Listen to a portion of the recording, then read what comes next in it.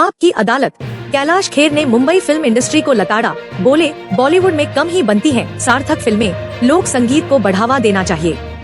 रजत शर्मा के मशहूर शो आपकी अदालत में आज रात 10 बजे इंडिया टीवी पर प्रसारित होने वाले एपिसोड में कैलाश खेर ने कहा, मैं ये बोलता हूँ साहब, वो बुरी दुनिया नहीं, बहुत अच्छी दुनिया है। वो भी अच्छा मेहनत कर रहे हैं, समाज को दर्पण दिखा रहे हैं, लेकिन मीनिंगफुल जो चीजें हैं, क्योंकि हमने फिल्में कभी देखी नहीं बचपन से, मीनिंगफुल फिल्में रजत जी बहुत कम बनती हैं। टाइम पास और फालतू टाइप की चीजें ज्यादा होती हैं, तो ऐसे में मन करता है कि नहीं फोक म्यूजिक को लाया जाए। फोक म्यूजिक कैसे आएगा? नॉन फिल्म म्यूजिक से आएगा। आज जब गाने जिस वक्त कांटा लगा और चमन खिलता है जैसे गानों के रिमिक्स चल रहे थे और अलग अलग शब्दों के अलग अलग भाव के गाने बन रहे थे, बहुत ही सही अचानक उस वक्त आए, तुझे जीत जीत हार, ये प्राण प्राण वायु, ऐसे में निहारूं तेरी आरती उतारूं, तेरे नाम से जुड़े हैं सारे नाते। जब रजत शर्मा ने पूछा कि क्या ये एहसान फरामोशी नहीं है कि इतना कुछ आपको फिल्म इंडस्ट्री ने दिया और आप कह रहे हैं कि चाट मसाला है, तो कैलाश खेर ने जवाब दिया, मैं मुंबई गया था तहजीब वाला संगीत दिखाने के लिए, एल्बम बनाने। फिल्मों में संगीत कई चीजों का मिश्रण होता है। मैं भगवान का शुक्रगुजार हूँ कि मुझे फिल्मों में गाने का मौका मिला। मेरे जो गाने थे वो हिट हुए, मेरा एक गाना 100 गानों से बेहतर साबित हुआ। खुशकिस्मती से मेरे लिए अच्छे, सार्थक और प्रेरणादायक गाने लिखे गए। फिर मुझे ज्यादातर भगवान शिव की स्तुति में गाने मिलने लगे।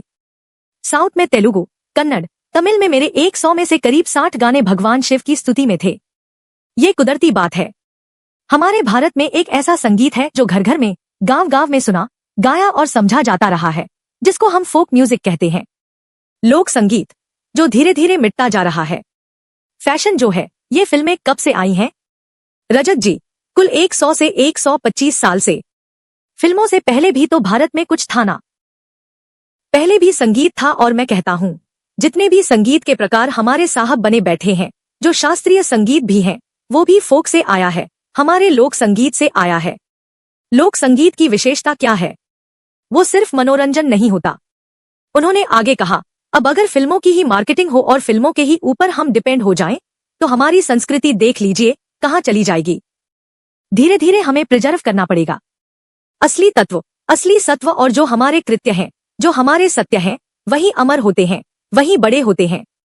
मनुष्य चले जाते हैं, फिल्में तो आज आईं और कल गईं। कितनी फिल्मों के ऐसे ऐसे किस्से हैं साहब कि जिन फिल्मी परिवारों के बड़े बड़े नाम होते थे, अब वहां मक्खी उड़ रही है उन परिवारों पर। तो ऐसे में इसका मतलब कितनी सती वो दुनिया होगी।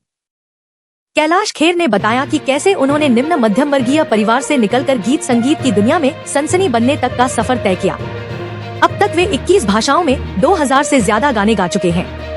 एक पुरोहित के बेटे कैलाश खेर ने घर छोड़ा और दर्जी का काम, प्रिंटिंग प्रेस में काम, सीए के सहायक के रूप में काम और हैम्बर्ग में हस्तशिल्प के निर्यात जैसे कई काम किए। दिल्ली में छोटे मोटे काम करने के बाद वे ऋषिकेश के परमार्थ निकेतन आश्रम गए, जहां उन्होंने पुरोहित बनने की शिक्षा ली। फिर वे मुंबई में अपनी किस्मत आजमाने पहुंचे। पहला जिंगल। कैलाश खेर ने अपने पहले जिंगल का किस्सा सुनाया, मुझे नक्षत्र डायमंड्स के लिए पहला जिंगल करने का फोन आया। मैं महालक्ष्मी के फेमस स्टूडियोज गया, मुझे डबिंग रूम में भेजा गया और 40 सेकंड का कमर्शियल जिंगल गाने को कहा गया, बिना किसी रिहर्सल या प्लानिंग के। तो मैं अचानक पहले से थोड़ा सा मतलब नर्वस टाइप की तो बीमारी थी नहीं कि इतने धक्के खा लिए कि पता ही नहीं नर्वस होता क्या है, लेकिन यह कुछ अलग टाइप की चीज थी। तो नर्वस के ऊपर की कोई स्थिति बनी कि अब क्या होगा यार, कुछ सिखाया नहीं, कुछ बताया नहीं, कोई बैकग्राउंड नहीं दी।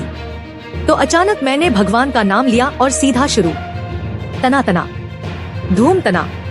मैंने यह किया तो उन्होंने अचानक अंदर से कंट्रोल रूम से बोला, या कम आउट। मुझे लगा सर बात बनी नहीं है, कुछ अनाड़ीपन का काम हुआ है, तो दरवाजा खुलते ही भाग लेता हूँ, अंदर जाऊंगा नहीं, उनको हैरेसमेंट होगी, हमको तो पता ही नहीं, हम तो बेशर्मों के पार हैं।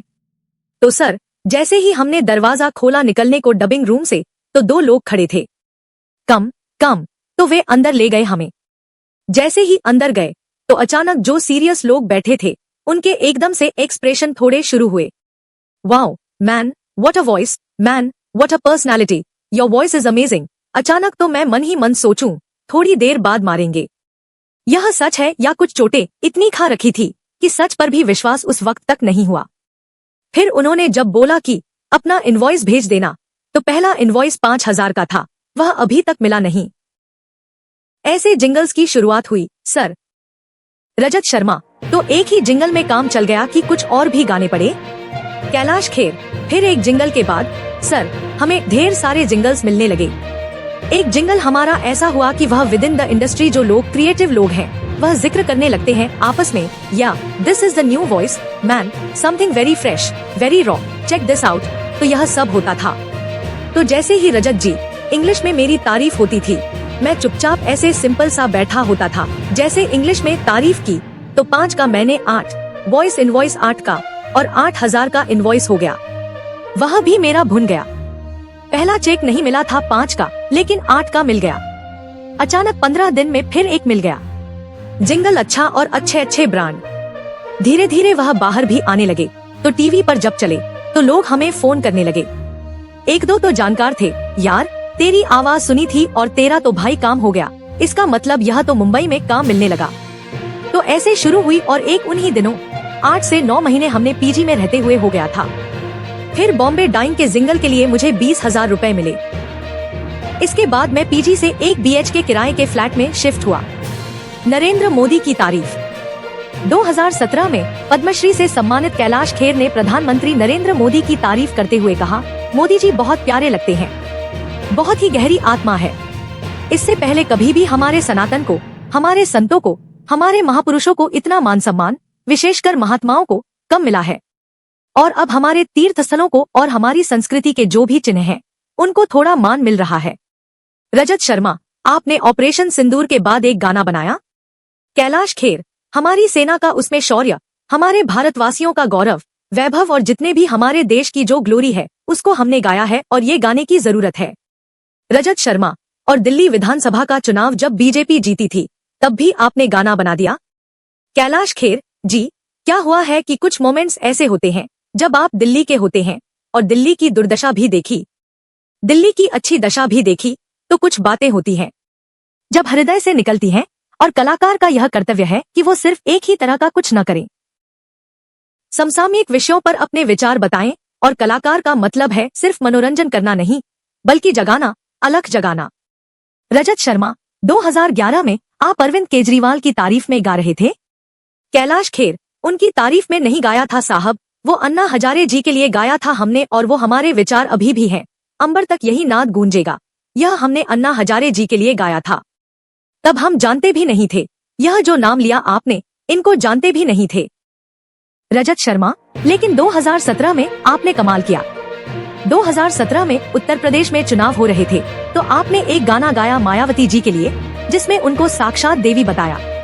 दूसरा गाया अखिलेश जी के लिए, जिसमें उनको धड़क धड़क अखिलेश बताया।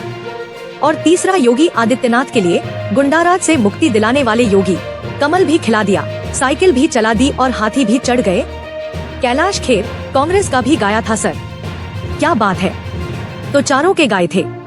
इत्तेफाक से क्या हुआ है, यह रिलीज एक टाइम पर हुए, गाएं अलग अलग समय पर हैं। तो यह जो पहला नाम आपने लिया, उनका हमने शायद हमारे करियर के बिगिनिंग में ही गा लिया था। तो उस वक्त तो हमको हर मनुष्य देवी और देवता ही नजर आता था। बिगिनिंग तो ऐसी ही होती है।